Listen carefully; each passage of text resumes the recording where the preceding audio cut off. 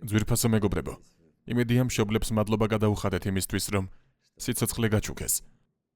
და უმთავრესად უფალს, რადგან სიცოცხლეს დედამიწაზე ის გვანიჭებს. ის არის ჩვენი გადამრჩენელი. დიახ, მე ეს გავაკეთე. და მინდა მივმართო ყველას, ვინც სამსახურს ეძებს. ჩვენ მუდმივად ვიღებთ ახალ თანამშრომლებს. ხოლო ახლა მინდა იურისტზე ვისაუბრო. თავად სამართლის დოქტორი ვარ და მიმაჩნია, რომ შემეძლო ნებისმიერი პოსტსაბჭოთა ქვეყნის იურისტის მასწავლებელი გამხდარიყავი, რადგან ფაქტობრივად კანონები ყველგან, რუსეთში, უკრაინაში, უზბეკეთში ერთნაირია.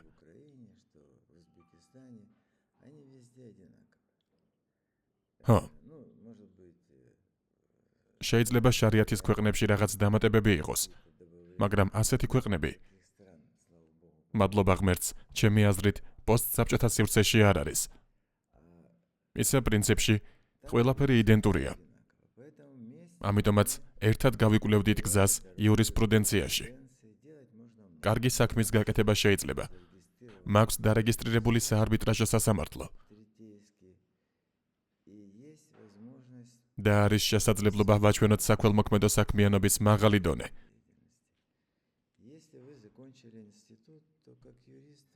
თუ ინსტიტუტი დაამთავრეთ, როგორც იურისტს მხოლოდ იურიდიული განათლება და დიპლომი გაქვთ.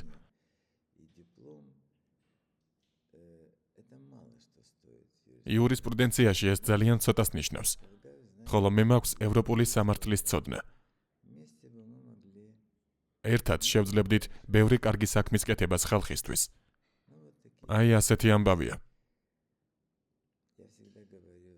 ყოველთვის ვამბობ ხოლმე, ხუმრობით. ვინ იცის ყველაზე კარგად, მაგალითად, სისხლის სამართლის საპროცესო კოდექსი. რა თქმა უნდა, პატიმარმა.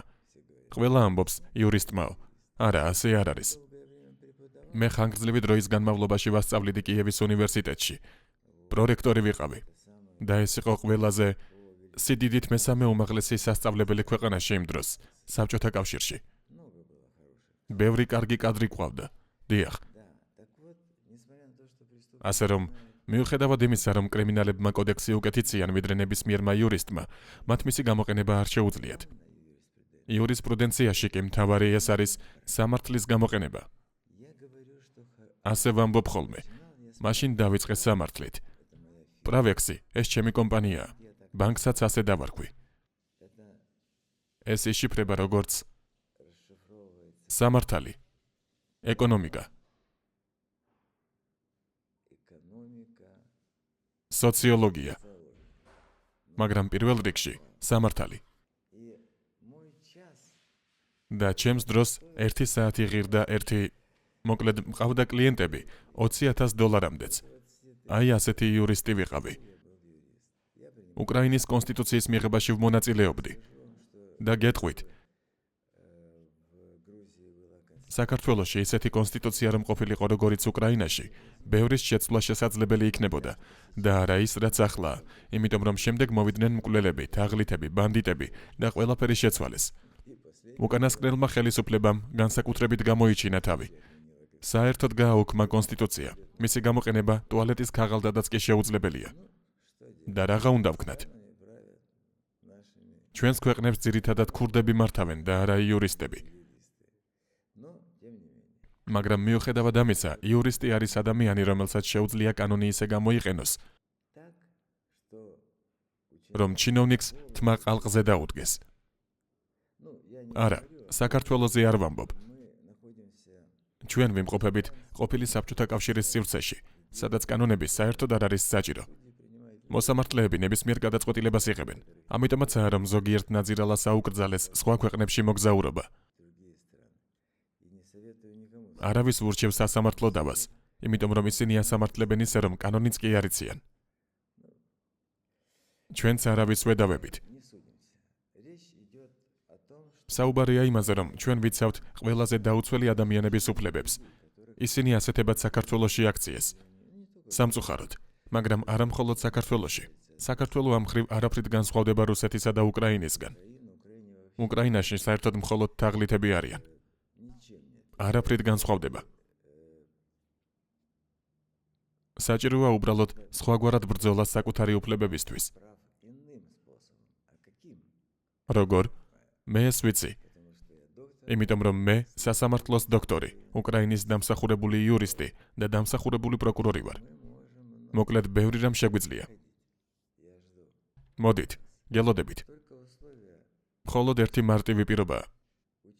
შეგასწავლით თავად მე. არა თქვენ მე. არამედ მე გასწავლით თქვენ. როგორიც არ უნდა იყოს თქვენი კვალიფიკაცია. შევდარდეთ ძალებში და ვინც უფრო ძლიერი იქნება. მე ხომ დემოკრატიულად განწყობილი ადამიანი ვარ. მაგრამ პრინციპში უკრაინაში ერთ დროს ჩემი ტოლი იურისტი არც იყო. შემდეგ ბიზნესში გადავედი და ცოტა ჩამოვრჩი. მაგრამ ახლა ისევ ფორმაში ვარ.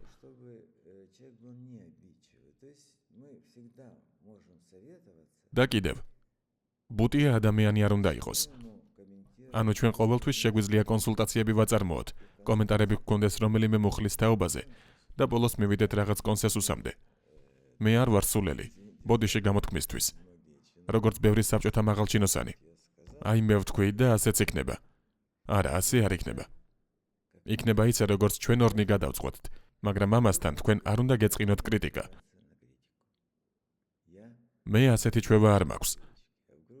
საქართველოში კი მაშინ ვეიწყებენ დედას გეფიცები, მამას გეფიცები, ღმერთს ვფიცავარ, ღმერთის დაფიცება საერთოდ არ შეიძლება. მოკლედ, იმედია გაგართეთ. თუმცა ყველაფერი სერიოზულადაა. ჩვენ შეგვიძლია ფაქტობრივად რევოლუცია მოვახდინოთ იურისპრუდენციაში, მაგრამ სულ ცოტა კონსტიტუციით უნდა დავიწყოთ. არ ვსაუბრობ ფერად რევოლუციებზე. მათ არაფერი მოიტანეს.